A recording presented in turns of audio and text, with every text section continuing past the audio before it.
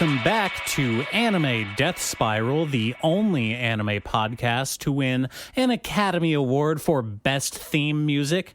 It is a new category, first year in existence, but man, did we nail it. It was really great being there, seeing everybody, seeing Timmy and Donnie and Leo. Connie. All the Connie and Danny.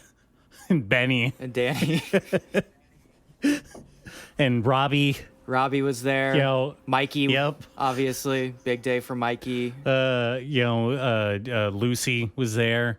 And Scarlett Johansson. They were all there. And Scary. The other Benny. Mm-hmm. I got sick of the Emmys. You get sick of the Emmys pretty quickly, especially after you win a few. At some point, you just start asking yourself, like, when am I going to step up to the big leagues? So it was a pretty big day. I'm glad we won before Timothée Chalamet. That was like a big project for me this entire time. Mm-hmm. Mm-hmm. Those Dune movies suck, dog.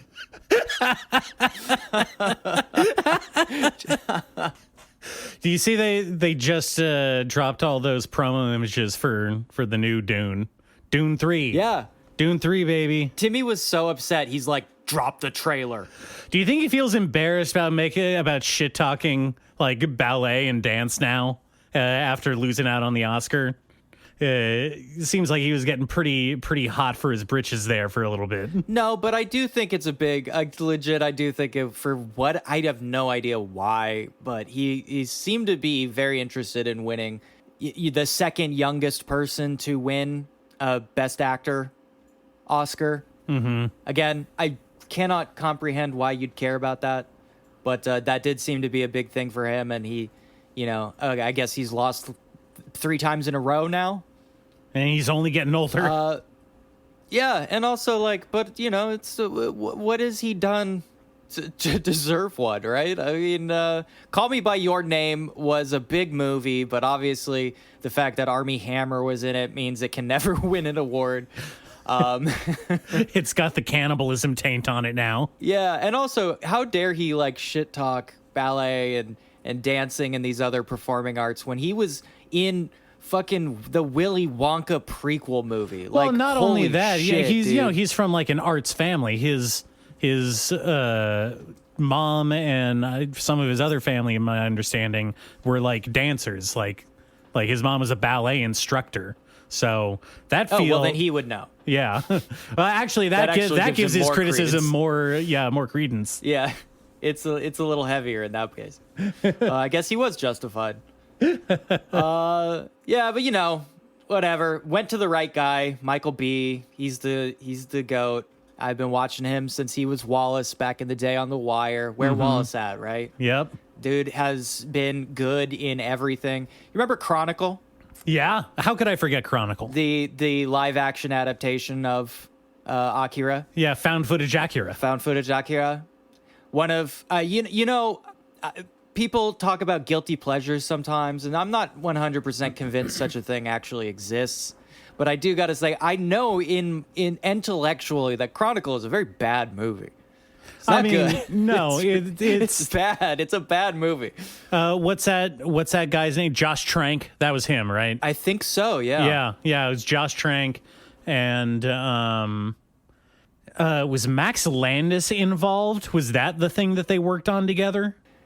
I think it was a Max Landis project. So, I mean, really... yeah, I think he wrote it. The best thing to come out of Chronicle was Michael B. Jordan's career. Michael B., yes. But also, you remember Dane DeHaan was in that, and I like him. He's got, that's one of the film's crimes, is that it gave us Dane DeHaan. No, I like Dane DeHaan. He's like one of those kids that's aging in reverse. He had an old man face when he was 15. He's got Benjamin Button syndrome.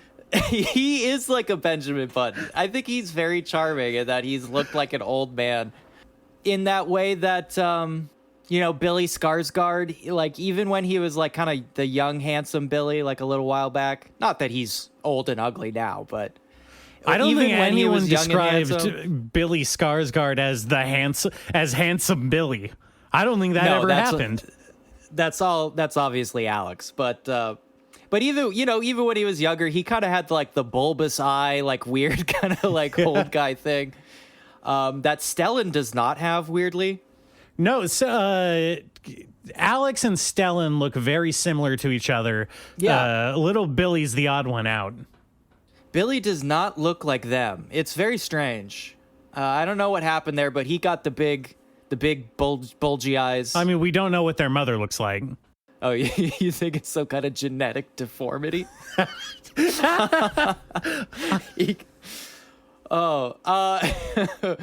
Dane DeHaan has like that thing. I guess what is the polite way to say it? He has a lot of he carries a lot of character in his face, and I like that. Yeah.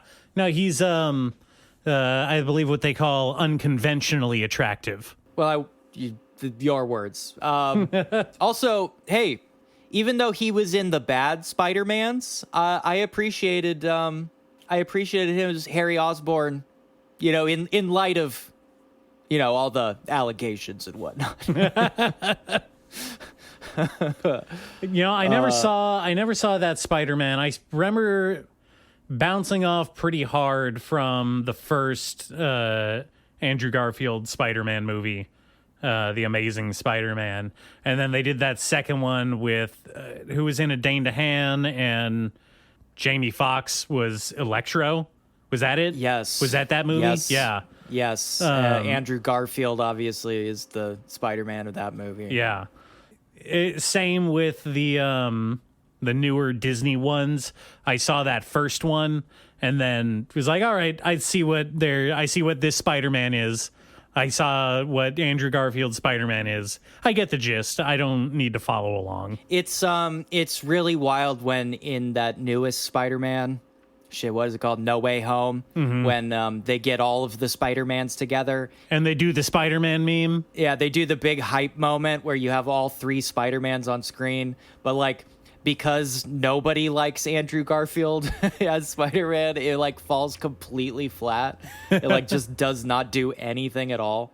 But since we've got two Harrys and one of them happens to be James Franco, just Dane DeHaan he wins by default. Well, yeah. Yes. Something to be said about disqualifying behavior from James Franco. Anyway, the point is, Chronicle is, you remember Chronicle? Remember Chronicle? Yeah. I like that movie quite a lot, even though by all accounts, I should not like that movie at all. Again, honestly, being as honest as I possibly can be, one of the best live action anime adaptations. Not saying that's a good thing. I'm just saying that's true. That's the kind of fodder we're dealing with here. Now, on to the topic of adaptations. I've also watched something recently. Oh, something got adapted? Yeah, something that's been adapted, or wow. Maybe we should say loosely inspired.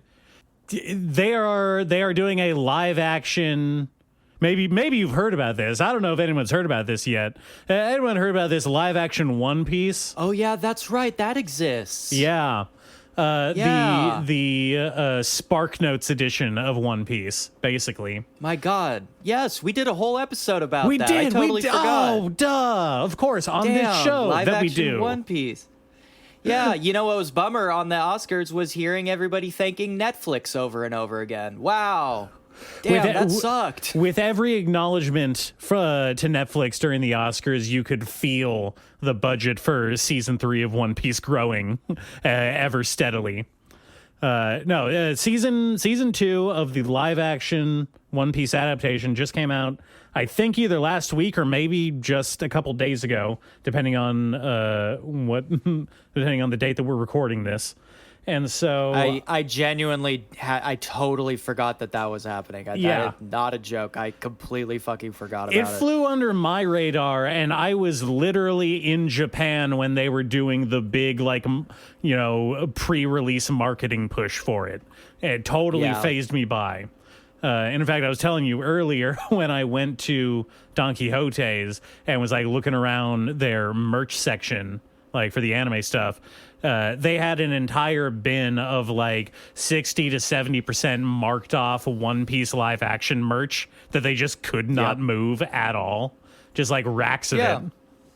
Do you think that's because of the rising ultranationalism? It could be part of it. You think that might be part of it? I think that may be a component of it, but you know, it kind of goes in the face of something that we talked about on the last episode for season 1 of One Piece live action, is that Oda is very involved in the production of this show, to my understanding. And I just find it weird that he is so all in on this like adaptation. Like he's going to meetings, he's approving scripts, according to him. And, you know, everything that goes on the screen is getting his sign off. And yet it is not taking hold in Japan at all. Where, like, you know, you called One Piece basically the biggest piece of like cross-cultural media in existence right now. And it seems like this multi-million-dollar adaptation is just not taking root in where it should be the most popular. Maybe because they're spoiled for live action One Piece already. I mean, they've been doing these stage shows forever, right? That's true. They have. Man, I would have loved to go to a live action like One Piece stage show while I was there. Yeah. Unfortunately, the only thing that was playing was the live action Tokyo Ghoul stage show. You should have gone to that too. I have no background with Tokyo Ghoul. I wouldn't know what I was seeing. I don't know. That might have improved it, honestly. But season 2 of live action One Piece just came out. I've seen the first 3 episodes so far. You have not watched any of it yet, right? None of it. I have seen the screenshots of Chopper, and that was a while ago. Like I said, I forgot this was coming out, but I saw the screenshots of Chopper, and you know, that really scared me off. That really made me feel some things I didn't want to be feeling. Mercifully, I've not gotten to Chopper's introduction yet in the live action. Oh man! Oh boy! You know, the pacing. I know a little bit about the One Piece timeline, and I've read just like basically nothing of One Piece. I've read up through Arlong Park. I read it when we talked about the season 1 episode because Arlong Park was the big arc for that season. Yes. And I never really picked it up back after that when, you know, I understand that where I stopped is really in an area where One Piece is still trying to find its identity and like its formula, which later kind of gets solidified, you said, in like the Alabasta arc, right? Yeah, I said, you know, the weird thing about this season is we're 2 in.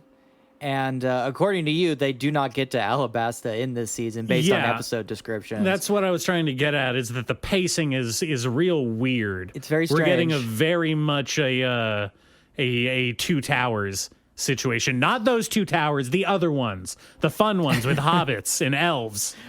Not 2001, 2003. I think, right? Yeah, no, I think so. I've watched the first 3 episodes, and what we've covered so far is kind of like, by the end of episode 2, we've gotten to the grand line. The first 2 episodes are setting up essentially what's going to be the theme for this season, which is doing the early island hopping stuff. And so we start off in Logetown, and we introduce Captain Smoker and the Navy guys. Which is like, you know, I know that they say sometimes a cigar is just a cigar, but he's got 2 cigars in his mouth all the time. I'm just saying. Yeah, he does. Just saying. Well, his power is smoking, so you know, I don't know what to tell you. Is he endorsed by Philip Morris? He might as well be. Yeah. Did he use his? Does he use his powers on Yeah, screen? yeah. He must. Right? He does them. Okay. They have All right. They give him a big showpiece fight. Okay, then you know why. Yeah, and we introduce. I'm already forgetting. What's the assassin group called? Baroque Works. Yes, Baroque Is that what you're Works. thinking of? That's what I'm thinking of. They introduced Baroque Works, and we get our first look at Nico Robin and some of the other like recurring characters that they set up. What are Miss Wednesday and Mr. Nine is kind of like our joke relief characters so far this season, kind of the way Buggy was in the first one, where it's like they set them up as villains and then they kind of do this Team Rocket routine as we go along, where it's like they're just kind of there in the background, generally like setting context for the Baroque Works storyline, but also kind of doing like pratfalls and stuff because Yeah. they're not supposed to be menacing. No. Well, he wears a crown and has like a little Dutch boy Prince haircut. Yeah. I could not feel threatened by this man if he tried. Yeah. In fact, you're supposed to kind of feel affectionate towards them. Well, I mean, again, that's part of the whole Team Rocket routine. They're lovable dirt bags. Or something along those lines. Anyway. You will come to regret these words and deeds. That's all I'm going to say. So, that's the first episode, is kind of resetting the tone for what the season's going to be like. Second episode is them getting over the red line and doing the Laboon whale kind of mini arc. Yep. And then where I left off at the end of the third episode, they've made it to the Grand Line and they've made it to the first of the islands, which is in this one. I think maybe they're skipping around a bit or kind of truncating some stuff. But in this one, the first island they go to is the Cactus Island, which is, kind of like a at first seems like a pirate haven, kind of like a mini Vegas situation. And then it turns out the entire island is run by Baroque Works as a honeypot trap to lure in pirates and then, red wedding their asses when they get too comfortable. So that's where we are. And then judging by just the episode descriptions in Netflix, it's still going to be a couple more episodes before we get to the Snow Island and the introduction of Chopper. And that seems to be Chopper's story, and him joining the crew seems to be like the season, what it's building towards. That's like the season finale arc. So I don't know. You're more familiar with the actual One Piece timeline, but I can only assume that they are cutting out a bunch of stuff in between where I am and where this ends. And then also, what we were saying earlier is that seems like a weird, like, shortstop area to end the season on, if what they're trying to build to is the greater Alabasta arc, which is the big one that kind of sets up what One Piece is gonna be. Yeah, the whole thing is very strange, obviously, because, like, One Piece is so sprawling that it's basically impossible to recreate what they did, or not impossible, but they would have to do some serious cutting and navigating to recreate what they did in season 1, which is essentially pretty smart because they built the entire thing around the confrontation at Arlong Park, which gives us Nami's storyline as the season storyline, right? Yeah, yes. Which is good because Nami's story is really compelling. Now, what they could do is recreate that with a certain other character in this time, but the amount of stuff that they would have to like cut or rearrange would be incredibly massive. From what you told me already, they skip over the two giants. Yes. Yeah, that was not present. The two giants do not appear, which is again, kind of a signifier of like, well, they're not going to continue running this show forever because these two giants are important way down the line, a very, very long time from now. So going like, yeah, we're gonna skip those totally makes sense to me. Fuck them. Big giants. It's a stop off. You do meet some of the Baroque work agents on the Giants Island, so clearly they've already moved those around. Or maybe they didn't. Maybe you just don't meet them because there are a whole pack of them, and it sounds like you only met the two, right? We haven't met any giants. Or you're talking about the Baroque work members. They've introduced several. At the beginning of the first episode, they introduce, we get a cold open on Shelltown, and it's being ransacked by a bunch, I think 3 or 4 Baroque Works agents. Okay. Or I think it's 2 of them. One of them looks kind of like a 60s go-go dress kind of like lady. She's got an umbrella. And then the other one was, I can't remember what his deal was. But the wax guy? Yeah, yes. And they were talking, who now I'm thinking they were talking about 2 other agents, and I'm pretty sure that they were referencing Nico Robin and somebody else that we haven't been introduced yet. And then later on, they introduce us to Miss Wednesday and Mr. Nine. Yes. And so those are all of the Baroque Works agents that we've seen so far. Oh, and the guy who's the mayor of Cactus Town. Mayor of Cactus Town, baby. Yep. Now, is it called Cactus Town? Because I thought it was Whiskey Island or something. Whiskey Peak is what they call it. Whiskey Peak, yes. Yeah. Whiskey Town. Yep.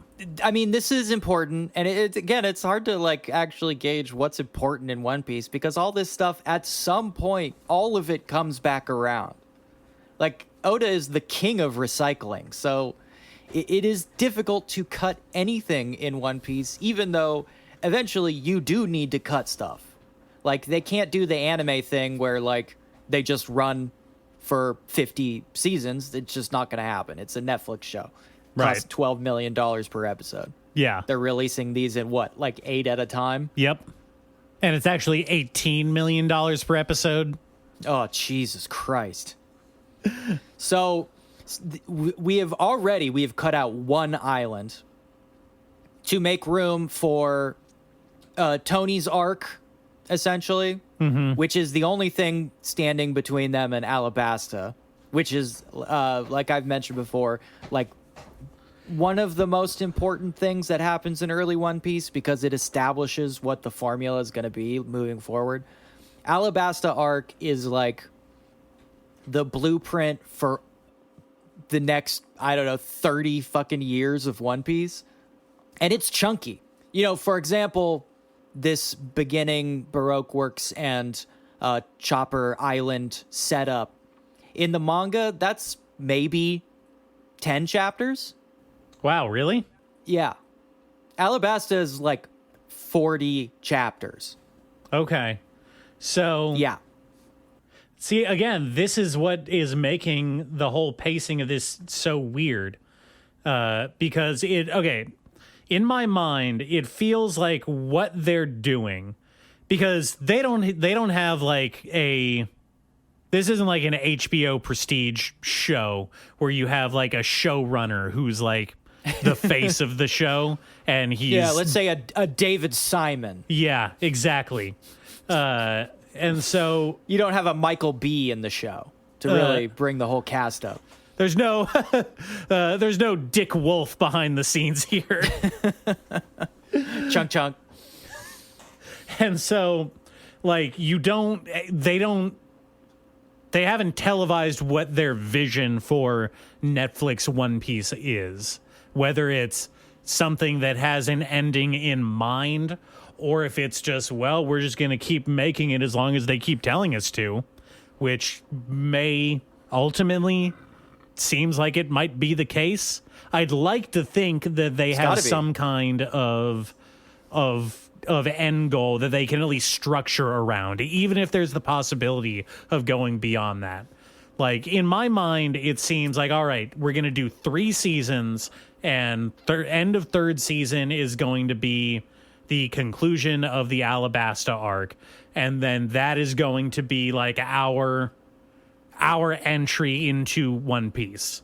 Like, that's what we're trying to do. We're not trying to adapt all of One Piece. Like, we're just going to do this chunk because that is the onboarding. And if people like this, that means that they're going to be more likely to engage with One Piece in other areas. Just strictly from like a marketing perspective. Like, you know, from why Netflix would want to do it this way. That just makes sense to me. But again, I don't have the bug of mindless like consumer growth in my head. So maybe there is no plan, and they're just like, there's no plan. There's no plan. Oh, I'm saying I'm making the Polymarket page right now for, do you think One Piece will end or not? Because all my money is on not. This is a peter out situation. Okay. All right. If what you are describing, I mean, the only way that you could off ramp at all is reach what is considered like a fan favorite, iconic conclusion, and the closest one that I can think of. So we go, light spoilers, I guess, if you care about that, but we go from Chopper's Island to Alabasta. We go from Alabasta, and again, there's some like light stuff, but we go from there to Sky Island. That's the next big one. From Sky Island, we end up at Water 7. Water 7 is a big naval prison, basically, or naval outpost. And there is a extraordinarily iconic One Piece moment involving Nico Robin here in Water 7, which, if you were gonna like bow out, you might want to hit that one and then fuck off. That's the one to hit. If I was doing this, I would probably try to hold out at least till then, but you do have to like burn through a lot of stuff. Again, that would be post Alabasta, post Skypiea, all the way through 3 arcs, basically, to the end of this part where the Nico Robin iconic moment happens. And from what you're describing, I mean, that's like 6 seasons. I mean, is this thing gonna hit 6 seasons? I don't think so. Doesn't look like it. When's the last time a Netflix show went for 6 seasons? Oh gosh. The Great British Bake Off. Okay, so the cheapest possible thing they could make. Yeah, basically. That's great. I mean, that is the number one deciding factor on how many seasons you get, is how cheap is it. How cheap can we make this? That determines the length. So that, I think, generally kind of sums up my big criticism overall of doing a One Piece live action adaptation is like, what is the point? Because it can only just stop, basically. It's never going to reach the end of One Piece. It can only ever just peter out, like you said. Whether that's like 4 or 5 or even 6 seasons in, it's never going to be an adaptation of One Piece. It is at best going to be an adaptation of like one section of One Piece that we can kind of say is like one thing, right? Like you were saying.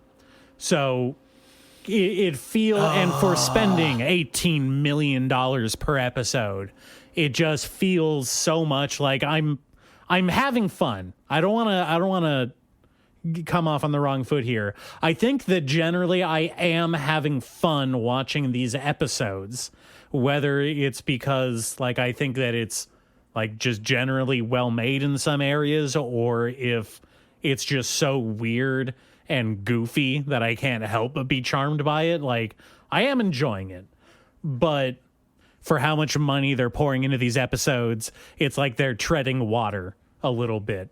And despite that, I am having fun watching these. I think that I'm generally enjoying them for a variety of reasons. I'm not going to say that they are, like, technically good. Like, I don't think that it's, like, good. It's not. You don't want to commit to that. It's no Game of Thrones season 1, but it's definitely like a Game of Thrones season 5 or 6. I'll give it that. Damn, that far in? Yeah. Not even a Game of Thrones season 4? No. We haven't worked up to a season 4 yet. Okay, all right. So well, the thing I was mentioning before was and not season 2 specific, so this is good. But that I had seen somebody posting about the main dude's performance as Luffy, right? Yeah. Mm-hmm. I wish I remembered his name. Sorry for the disrespect. Sorry, guy. You're just Luffy now. Sorry, guy. You're gonna be Luffy for the rest of your life if this all works out. But I saw somebody talking about his performance and saying, he's a great choice because he really, really nails Luffy's goofiness, his boisterous attitude, his love for partying, his kind of aloofness, his joyous aloofness. But when Luffy gets intense, which does not happen all the time, but does happen. For example, in the last season when we're on our way to Arlong Park and he gives Nami his hat, right? This is like his, I'm going into fucking Super Saiyan mode. I am going to destroy people. And they were saying it's difficult to see him as the angry, intense, serious, violent Luffy, which, he is. He is also that in the manga. And I think I agree that... Yeah.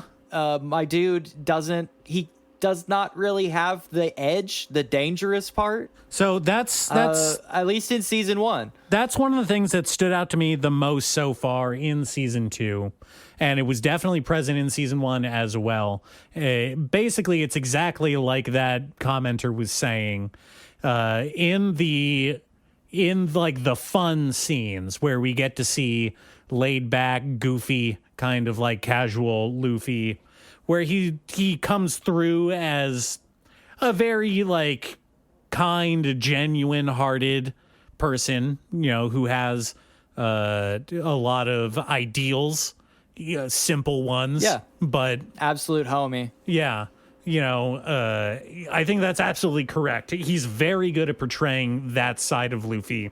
It's whenever there's supposed to be a serious moment, or for me, the worst part, I shouldn't say the worst part, the low points of Iñaki Godoy's, that's his name, by the way. I remember. Oh, good. Yeah. Sorry, Iñaki. The low point of his performance as Luffy is when he's trying to be, I would say, angry or fired up, I guess, in a fight. You have these several kind of like, let's get down to business, throwing off the kid gloves moments where he gets angry. And that is harder to pull off because... And this is something that I was trying to explain when we were talking before we started recording. And this isn't a problem that is specific for me to One Piece live action. It is just kind of an issue with live action adaptation of anime in general, is that there is a certain level of like melodrama that is completely, like, I am completely able to buy into it on the page because there is a level of disconnect between reality and like what Oda has drawn or what the author has drawn. And I'm like, okay, it works in a comic format. Is what I'm saying. And when you do it in live action, when you try and recreate those like epic page turn panels with the, when the Super Saiyan or Luffy giving away his hat. When you try and do that on the page, it comes off goofy as all hell. And that is definitely an issue, not only with Luffy in this season, but pretty much with all of the Straw Hat crew members, especially Zoro. For all of Inyaki's issues with portraying that like a serious side of Luffy, the guy that they have playing Zoro cannot help, and I don't know if this is like intentional, like if they're doing this on purpose as a joke, but every line read comes off as him trying to read it as like a cool anti-hero, one-liner line drop. Every single line.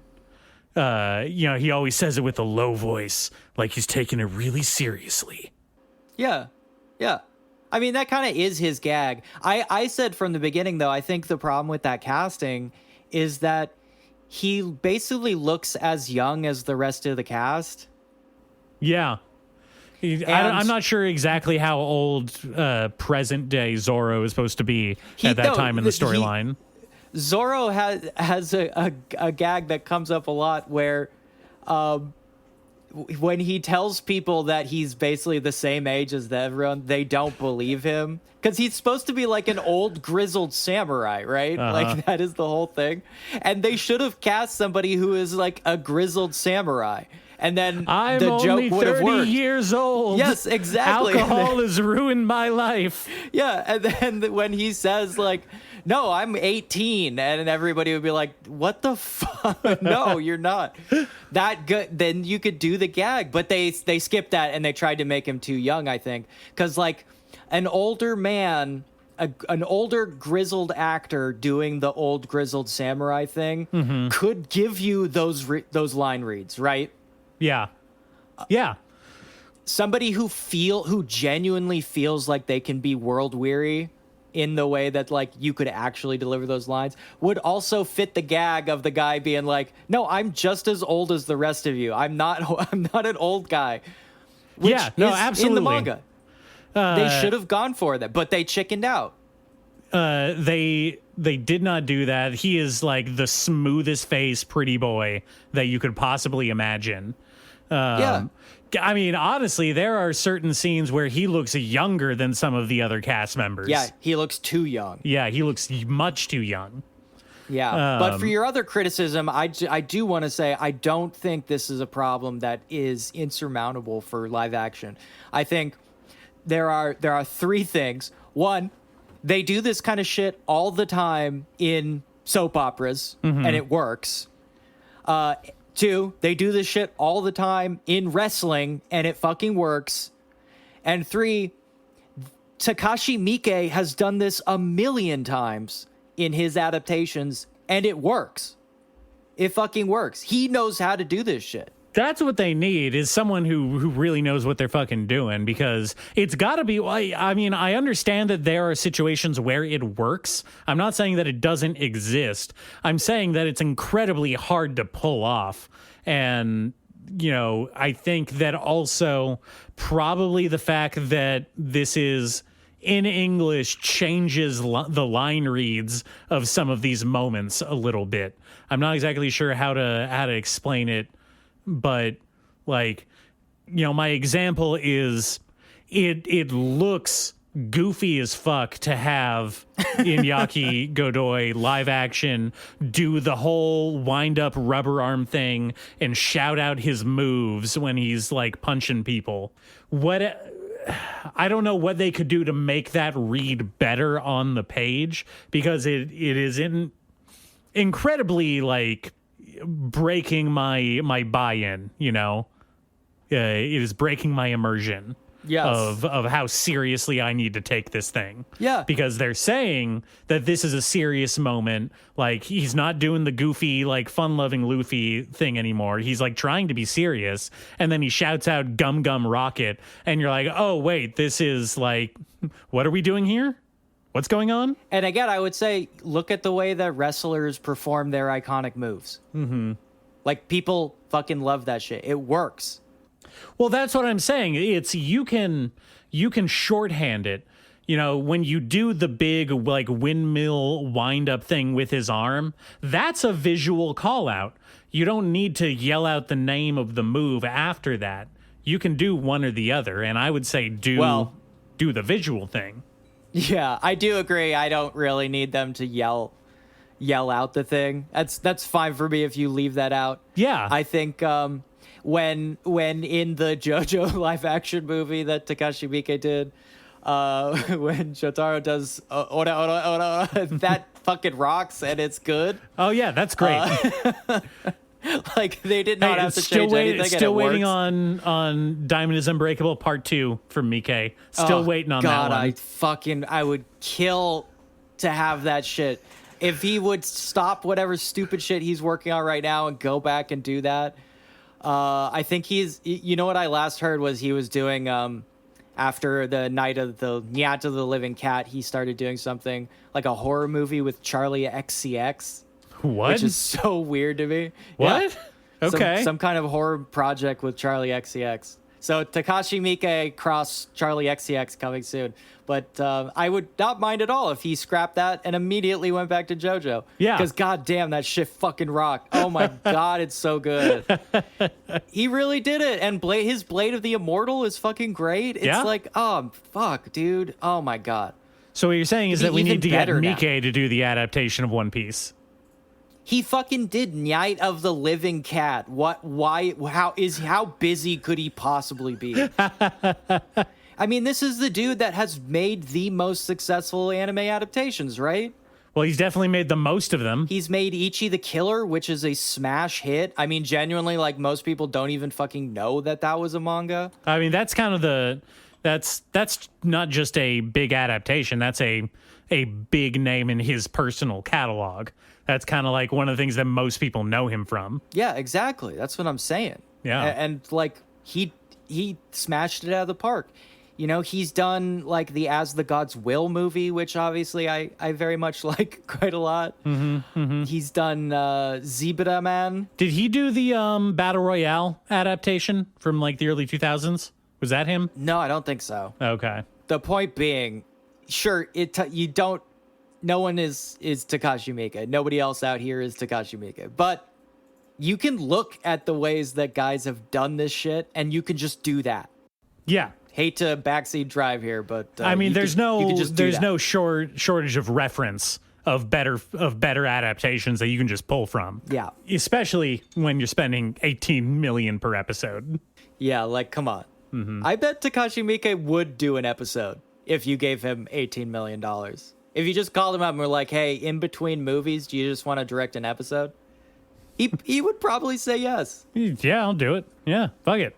I mean, did they try? Let me know if you worked on the show. Let me know if you guys ever reached out. Yeah, we reached out to him, Miike. but, you know, he said that he had, like, swimming practice that day. And then, you know, he was doing something else across town, so he didn't really have time for it. That's what he told me anyway. Oh man, you caught me at a really bad time.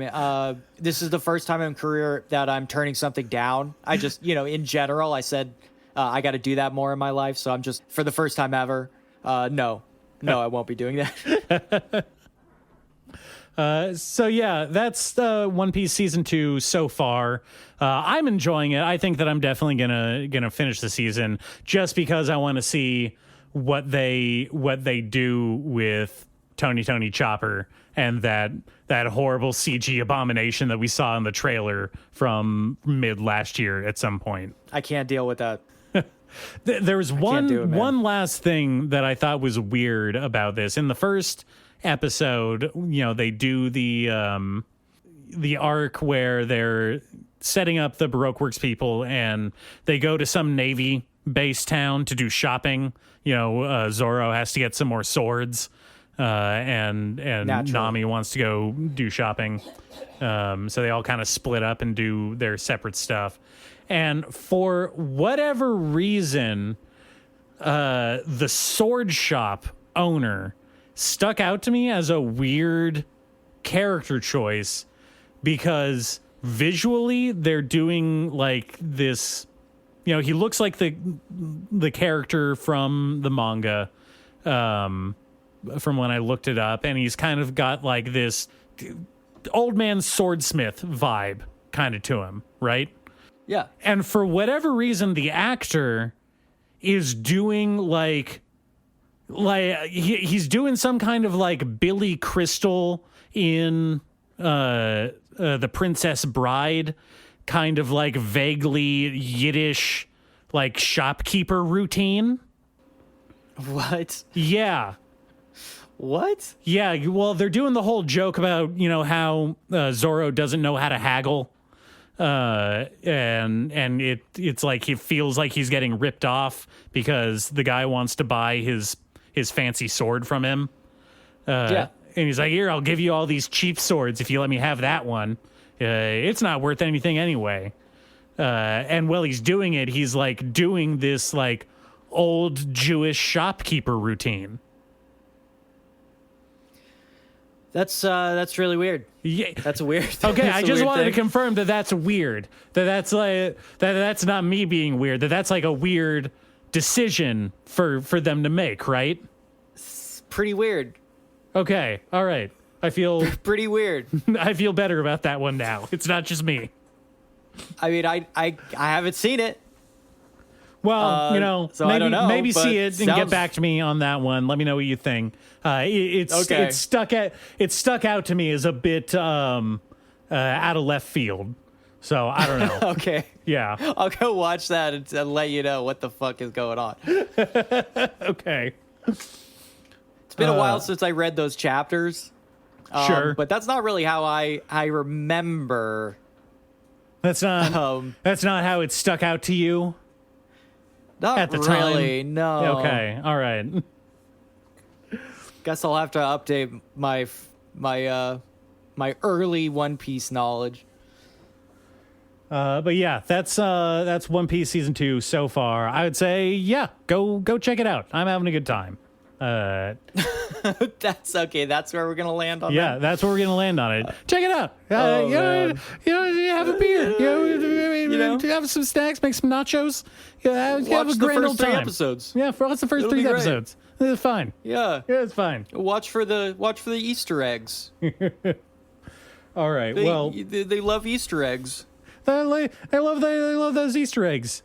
Actually, we didn't man, even they get love the into the Easter fact eggs. that they introduced Dragon in like the second episode. Oh yeah. Well, that's just weird shit. That they're Yeah. shuffling stuff around. They're doing some big shuffling.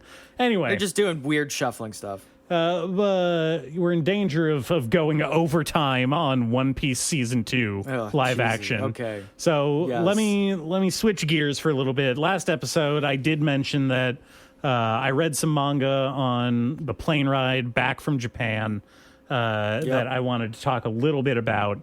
I read if you couldn't have guessed it, I read some trashy Gyaru manga. I know, out of character for me. Naturally. Yeah. Naturally, of course. Yep. Of course you did. I read most of so far, because there's only like 50 chapters out, of a manga called Now That We Draw, which stuck out to me because it is one entry in a wider trend that we've both noticed since the popularity of Dangers in My Heart, of tall girl, short little emo guy rom-com. A classic. What a classic. A budding classic. It's taking root in the culture right now.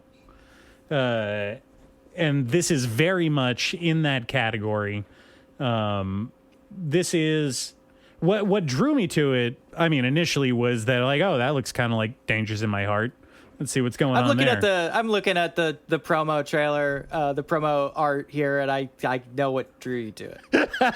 It's very clear. Very clear. Hey, Look. I have no control what images they use for the promos, okay? Listen, okay. Drop the extremely concise summary, and then let's go ahead and watch the Okay. the anime trailer together here for the show that's coming out soon. All right, so it is your standard tall, outgoing girl, small, introverted guy rom-com setup, except in this one they are both very motivated to become mangaka as their careers. They're little art nerds, not just anime nerds, like they're legitimately art nerds, and they both want to become comic book artists, and the premise is they are both interested in writing shoujo manga specifically, which is one of the things that I found interesting about the main character, is that like he specifically wants to be a shoujo artist. I thought that was kind of neat. And they kind of enter into this relationship because neither of them have experience with the opposite sex. And so that's, Jesus Christ. yeah. Oh, man. That's the basic premise. That and that also the initial hook is that she is the female protagonist is way is way better at art than the male protagonist, which I also thought was a fun angle. Okay, let's watch this. Let's really quickly watch this promo trailer here. I'm already dreading it. Let's see what this show's all about. All right, I'm starting it. Like, like, do they address that she is like an introverted Gyaru? Is that like a thing they talk about? No, because she's not really. She is the extroverted character by far. I think the disconnect is supposed to be that she is a, like preppy, extroverted Gyaru that is into drawing manga as like her secret hobby. Well, she's not preppy because she's sloppy as hell in this trailer. I mean, she can't even get her sweater on, and her tie is like all over the place. No, that's all intentional slop. Like, get with the times, dude. I mean, you can't be preppy if your sweater's not on. Okay, so like it's a 1 minute long, and there's about 15 different like massive titty boob jiggle clips. It seems to be there is 1, 2. There are 2 shots in 1 minute of manga. And there is at least 5 titty shots. Okay, listen, I'm not saying that it doesn't have its issues. It's insane. Listen, this is fucking insane. Let those without sin cast the first stone, okay? Huh? Isn't it like illegal to have this much cleavage in Japanese high schools anyway? Oh, Isn't by that like far. a thing? Don't they put you in prison for that or something? Well, to be fair, they do go out of their way to say that this is a public school. So it's for trash people. Yep. It's for those goddamn trash kids. Society has given up on. Yeah, this is, yeah, wow. So this is going to be pretty popular. Oh, yeah, I can already, this is going to be the next big thing.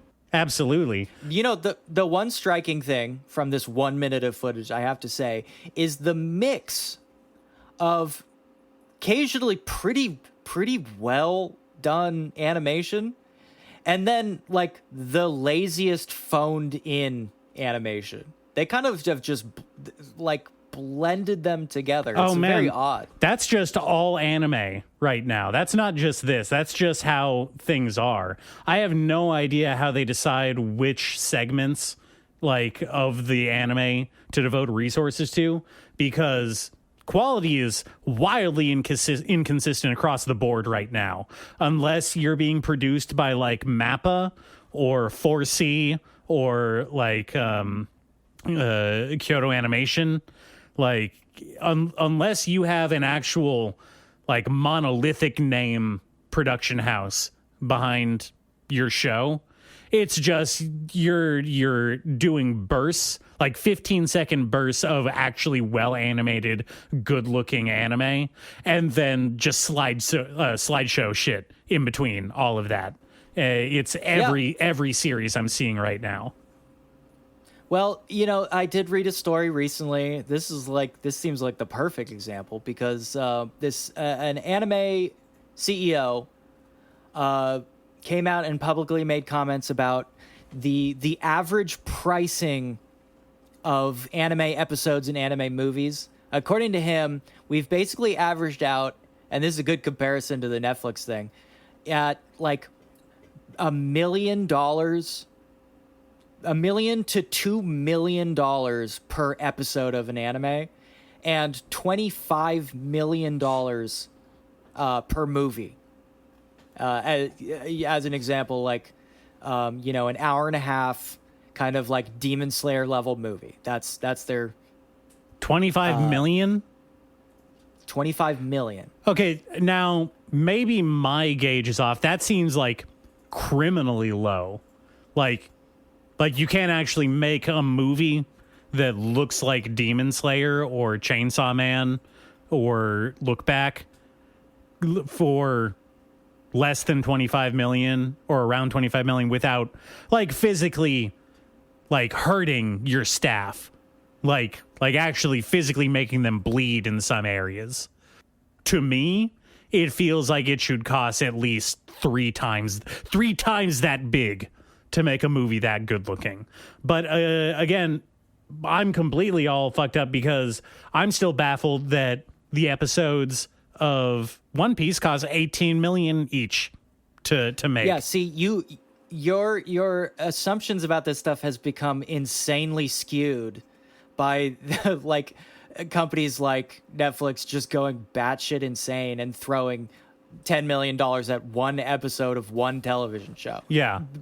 This CEO is claiming, these things are becoming, this kind of stuff is insane, and it is completely stratifying animation houses to the point where basically the only possible way to continue working is achieving high power IP based on like a game, or something like that, and something that is like internationally recognized. Everybody else is getting shrunk down to like weekend, according to him, what he calls weekend or morning anime, which is all the kind of like what we've called slideshow anime. Yeah. And the split between those two things is like getting bigger and bigger every day. And the quality of the slideshow anime is getting worse. And the pricing of the good anime is ballooning like crazy, to the point where they're losing more and more studios to the slideshow style. And if you can't produce something that looks like Jujutsu Kaisen or Chainsaw Man, you are going to end up doing these shovelware slideshow. Now, it's interesting that you point that out because those comments also come on the heels of the fact that between 2020 and 2026, right now, more anime has been produced year after year than each previous year. Production has not slowed down. It has only increased despite the lowering despite lowering sales output, lowering demand, and lowering quality. It's almost like anime is some kind of like sphere-shaped like industry that maybe has some kind of risk of catastrophic collapse if it keeps going at the rate it is. I don't know if there's a term for that. Do we call that something? Some kind of big round thing that maybe just kind of goes away if you poke it in the wrong spot. I don't know. This is a brand new thing. We can call it the Gantz effect. Yeah. Yes. Because you play until you die. Yep. Exactly. You either live Well, long enough to become a production house member, or you die a lowly cell animator. Yeah, and part of the thing that sparked this CEO talk and the article is talking about how people like Crunchyroll and Netflix have begun being stingier and more critical of the stuff that's being pitched to them because of the massive expansion of like potential IP. Mm-hmm. They have such a higher selection that such a larger and broader selection that they can be pickier and they can start lowballing these companies, which is a knock-on effect of like ballooning the industry, right? Yeah. And now people like Katakawa are saying, "Oh, geez, I don't know. Something is got to give because this rate of growth is not sustainable if people keep pulling money back out of the industry." And it's looking pretty bad. It's looking pretty bad. And so like the production of something like this, right, is like weird, like middle space now that we draw thing. Yeah. It's the kind of thing I feel like that is going to start disappearing. But it also explains why they're shooting for like 15 different audiences, right? That's like, this is why massive titty jiggle shit is being inserted into this stuff, because like there is a wide audience that does not give a shit about some little kid high school romance, but will watch because of titty jiggle. And if they don't capture like both of those audiences, these people are like gonna be homeless. Just to be clear, I'm here specifically for awkward high school romances. Yeah. I'm not one of the titty jiggle guys. I want to be very upfront about that in case, certain allegations start going around online. That's not me. That is incidental to what I'm interested in this manga. Sure.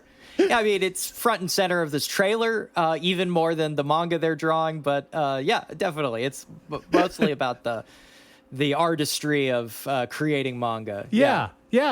It really is, Yeah, like how Sonobisky Doll is about the art of cosplay. You're never going to let me live that one down, are you? That's no, that's not happening. Okay, all right. Well, I haven't even read this one, but I did read Sonobisky Doll, and I am not letting that go. I've seen it. I have seen it. Well, I refuse to stop embracing my horrible trash chase, and you're almost guaranteed to hear more about similar titles to this one in the future. That is a anime death spiral guarantee. Oh my god. I mean, shit. If this is all that's gonna be, I mean, I know I've complained a billion times about how like they just like, I guess it's just economically not feasible to make anime without titty jiggle as like a central selling point. But like, man, this is not reflecting well on the art, the artistry of the medium. It's bleak. At large. Yeah, it's bleak. This is not good, people. It's great that they describe the big titty heroine in this manga as bashful, airheaded, and completely chaste. It's good. I'm glad we got that in. It's cool, man. Cool. Manga's cool. Anime's cool. All of this stuff is good for some reason. And I just want to say as the final thing, I like slop like everyone else. It's fine. It's fine. But it's sometimes you want something that's not slop. That's all I'm saying. Sometimes you want to sort through, sift through the garbage and find a diamond every once in a while. I totally agree. I just happen to be much more tolerant of the slop for longer periods than you are. Have you tried lowering your standards? You might be happier. I feel like my standards are already pretty low. I mean, I've talked a lot about all the shit that I've read. Oh, buddy, they can go so much lower. Trust me. Oh, man. You wouldn't believe the things that I've seen. Okay, next episode, I'm going to list all the trash I'm reading. We're going to go trash for trash. Okay, we want to go trash for trash? I'm into that. I can do that. Let's do that. Let's do that. Because I did say we were going to watch the new All You Need Is Kill, but then I realized it's not out in America until mid-April anyway. Another reason to hate America. So I fucked that one up. Yeah, so we got a little time to wait. We'll sit on that. We'll go trash for trash next episode. All right. Okay. Well, until then, go do the stuff, like, subscribe, hit the buttons. We'll be back next week talking about trash yet again.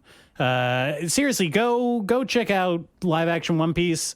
I think that it's actually a fun, weird show. Does not justify the 18 million per episode price tag, but you know what? Who am I to complain? Until next time, bye.